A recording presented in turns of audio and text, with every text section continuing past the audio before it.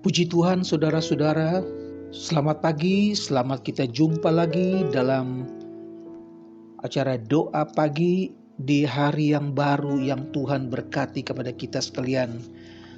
Puji Tuhan, saya ingin bacakan ayat dalam kitab Wahyu pasal yang pertama, ayat yang 17 dan 18.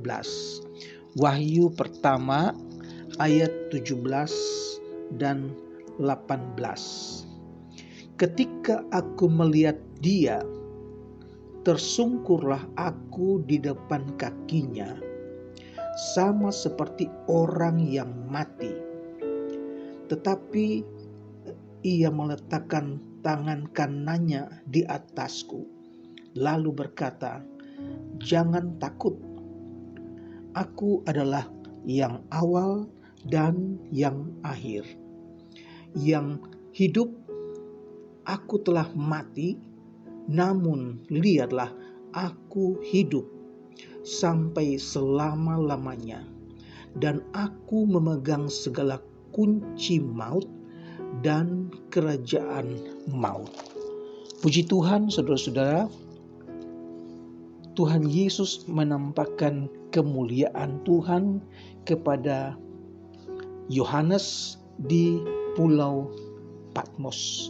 Dan Yohanes menulis kitab Wahyu ini pada tahun 90 sampai tahun 96 Masehi.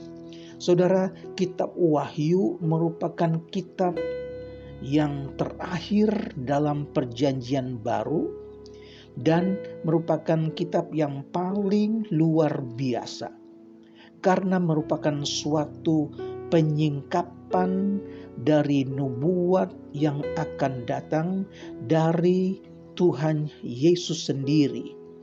Tuhan Yesus sendiri yang berbicara kepada Yohanes, Tuhan Yesus sendiri yang menyuruh Yohanes untuk mencatat apa yang dia dengar dan apa yang dia lihat. Jadi kitab ini adalah suatu penyingkapan, satu penyataan dari Yesus sendiri mengenai penilaian terhadap jemaat-jemaatnya setelah kebangkitannya dan kenaikannya ke sorga. Saudara, juga kitab ini mencatat mengenai kesengsaraan dan kemenangan Allah atas kejahatan serta kedatangan Kristus kembali untuk memerintah bumi dan kebahagiaan kekal di dalam kerajaan Allah. Saudara, selain Rasul Yohanes, juga ada beberapa orang lain yang saya catat mendapat penglihatan kemuliaan Allah yang luar biasa. Misalnya Yehezkiel dan juga Daniel. Dalam Yehezkiel dicatat dalam Yehezkiel 1 ayat yang ke-28 dikatakan, seperti busur pelangi yang terlihat pada musim hujan di awan-awan, demikianlah kelihatan sinar yang mengelilinginya. Begitulah kelihatan gambar kemuliaan Tuhan. Tatkala aku melihatnya, aku sembah sujud, lalu kedengar suara Dia berfirman. Saudara, kalau Rasul Yohanes katakan, aku tersungkur di depan kakinya sama seperti orang mati, maka Yehezkiel pun mengalami hal yang serupa. Dia katakan, aku sembah sujud kepadanya, lalu kedengar suara Dia berfirman. Kata kemuliaan Tuhan atau kemuliaan Allah melukiskan kemegahan dan keagungan Allah. Haleluya. Juga menyatakan kepada kehadiran Allah yang tampak di antara umatnya. Kemuliaan Allah ialah kehadiran dan kuasa rohaninya. Kecemerlangan keagungannya belum tampak dengan jelas pada saat ini dan sering terabaikan.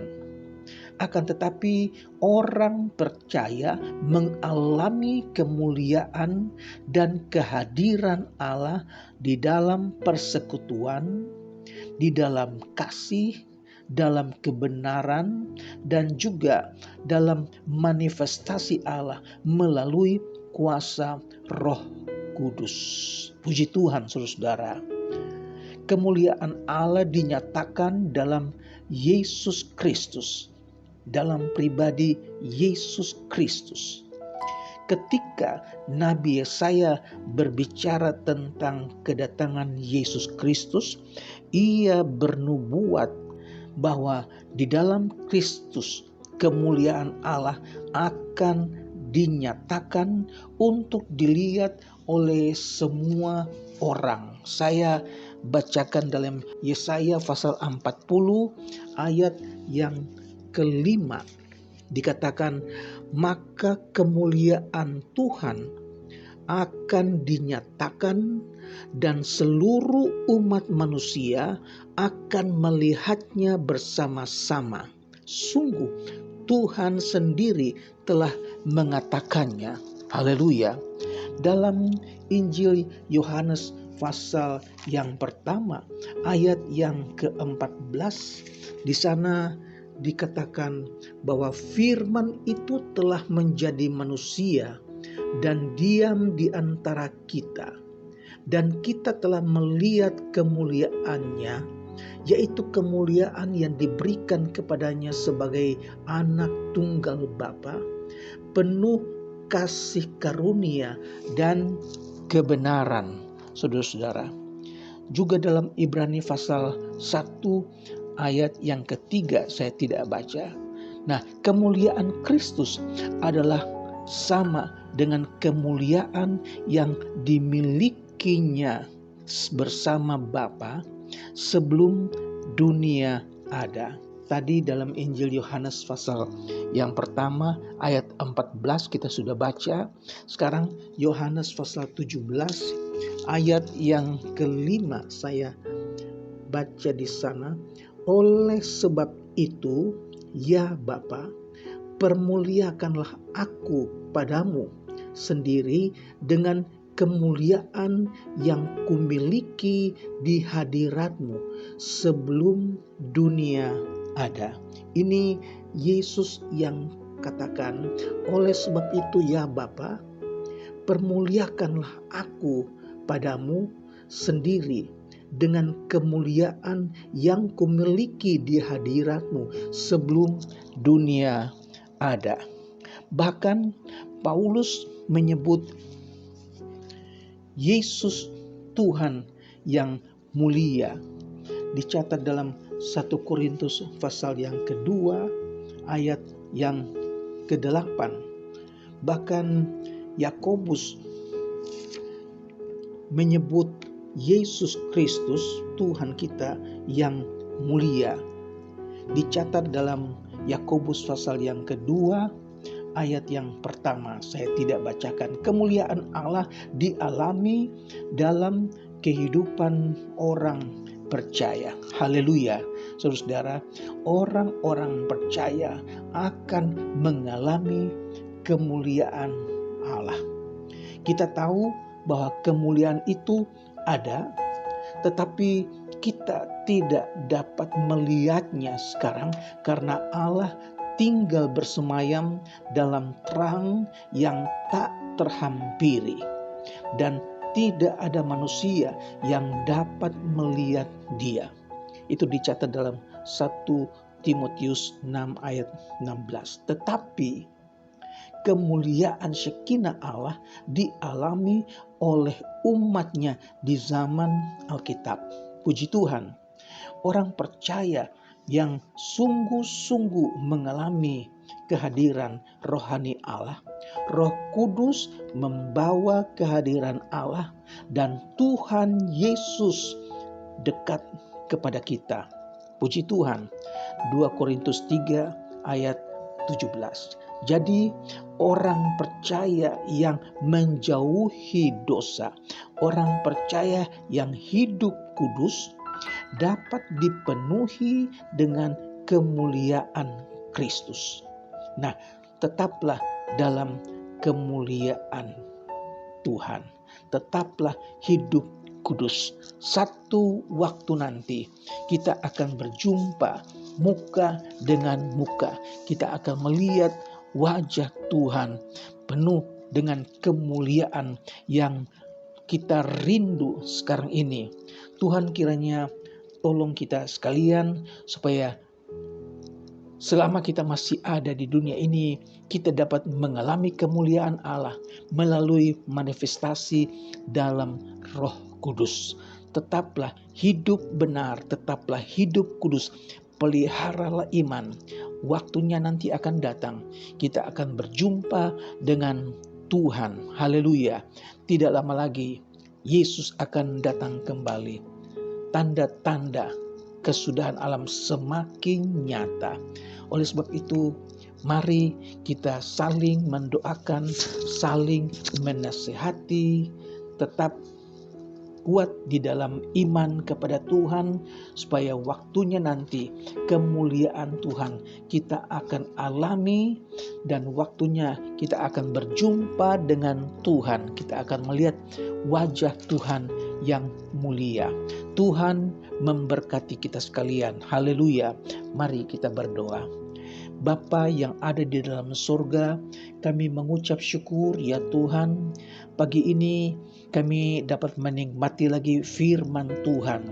Kami dapat rasakan kehadiran Tuhan ketika kami membacakan firman Tuhan, ketika kami merenungkan firman Tuhan. Dan kami percaya ya Tuhan Yesus, firman Tuhan berkuasa merubah kami.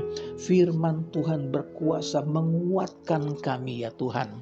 Terima kasih Tuhan Yesus, kami percaya Engkau mempunyai rencana yang indah dalam kehidupan kami orang-orang percaya. Hamba-Mu berdoa buat mereka yang sedang membutuhkan pertolongan dalam keadaan lemah Tuhan Yesus. Kiranya Engkau menguatkan mereka. Kuasa Tuhan Yesus menyembuhkan mereka yang sakit. Terima kasih Tuhan, kami berdoa buat rumah tangga. Tuhan berikan damai sejahtera, memberkati mata pencaharian mereka yang belum mendapatkan pekerjaan. Tuhan buka jalan. Terima kasih buat Indonesia yang Tuhan berikan kepada kami menikmati kemurahan Tuhan. Kami berdoa supaya Tuhan berikan kami kesehatan, Tuhan berikan kami kesetiaan, dan tetap semangat untuk setia kepada Tuhan. Terpujilah nama-Mu Tuhan Yesus. Kami percaya kami sudah diberkati dengan hadirat Tuhan. Firman-Mu kiranya tertanam dalam hati kami. Kami mau pakai hidup kami menjadi saksi Tuhan. Terpujilah nama-Mu Yesus, kekal selama-lamanya. Di dalam nama Tuhan Yesus Kristus kami berdoa. Haleluya. Amin. Tuhan memberkati.